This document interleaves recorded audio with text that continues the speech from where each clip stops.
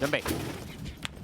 好，你一起步嘅時候啊，咁啊前面快閘嘅嘛，外邊呢城中勇士好着意搶喎，淺藍帽嘅，中間有萬事得意啊，外邊搶紫色衫，有馬林裏邊嘅雪卡福星啊，後邊3匹馬駿馬之星、神燦金剛、朗日雪風嚟㗎。好啦，轉緊彎啊，前面放啊嘛就城中勇士啊，外邊第2位有萬事得意啊，內欄第3啊，藍衫黃帽啊手進啦，出邊綠衫粉紅帽藍眼罩中嘅線路江華，中檔第5有富貴區啊，埋邊淺藍衫呢就宜昌奇兵啊，等入邊綠衫仲有信義啊，掟大外檔係駿馬之星啊，最後200零米啦，前面城中勇士佔先少少啊，手進3機嘅箭步拍上嚟向佢挑戰㗎啦，外邊呢藍眼罩仲有線路江華，中間淺藍衫宜昌奇兵，內欄綠衫仲有信義啊，出邊上咗少少啦，富貴區嚟㗎，最後100零米啦，認真再比落去，手進少少拋咧，就後邊嘅對手贏出呢場賽事，宜昌奇兵第2，第3名係信義，第4名埋邊係城中勇士啊。結果今場賽事咁啊都係利晒一啲前中段貼欄嘅馬喎，